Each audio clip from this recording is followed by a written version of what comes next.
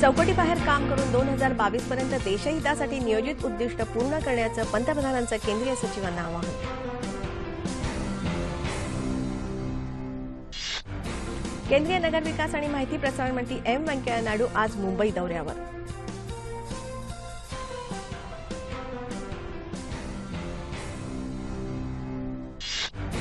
दूरदर्शनच्या सह्याद्री वाहिनीच्या बातम्या विश्वासार्ह, सातत्यानं टीआरपी मिळत असल्याबद्दल माहिती आणि प्रसारण मंत्र्यांकडून कौतुकाची थाप.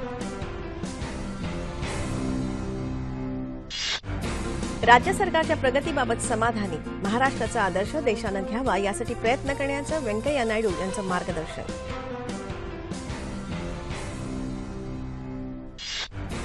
राज्यांच्या प्रकल्पासाठीचे परवाने एकाच वेळी मिळवण्याच्या दृष्टीनं कृती आराखडा तयार करा, व्यंकय्या नायडूंची राज्य सरकारांना सूचना.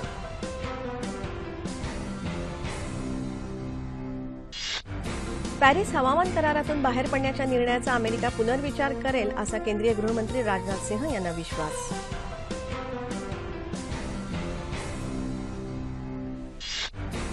पाकिस्तान काश्मीर प्रश्न आंतरराष्ट्रीय न्यायालयात नेऊ शकत नाही, हा प्रश्न उभय देशातच सोडवला गेला पाहिजे, परराष्ट्र व्यवहार मंत्री सुषमा स्वराज यांची स्पष्टोक्ती.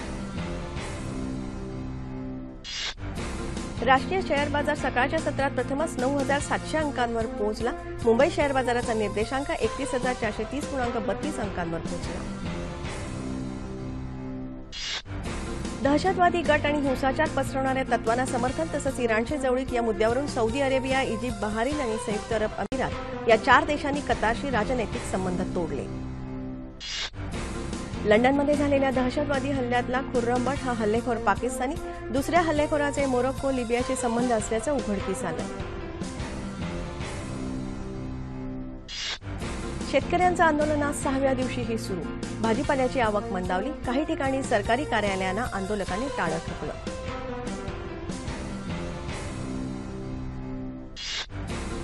बारा जूनपासून 343 आश्रमशाळांमधल्या 3,258 शिक्षक आणि अधीक्षकांना प्रशिक्षण देणार. आदिवासी मुलांसाठी जीवन कौशल्य प्रशिक्षण कार्यक्रम राबवणार. हिंदवी स्वराज्याची स्थापना करणाऱ्या छत्रपती शिवाजी महाराजांचा 344वा राज्याभिषेक दिन आज किल्ले रायगडावर जल्लोषात साजरा. आषाढी एकादशी निमित्त जळगावच्या मुक्ताईनगरहून पंढरपूर इथे जाणारी संत मुक्ताबाईंची पालखी बुलडाणा शहरात पोहोचली.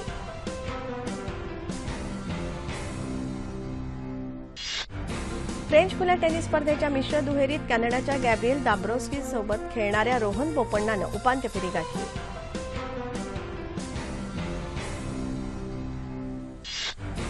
उत्तर भारतात उष्णतेची लाट काही दिवस कायम राहण्याची शक्यता.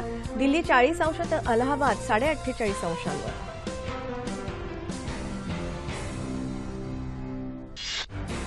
बुलडाणा शहरात मेघगर्जनेसह जोरदार पाऊस तर हिंगोली जिल्ह्यात वीज पडून दोघांचा बळी, 5 जण जखमी.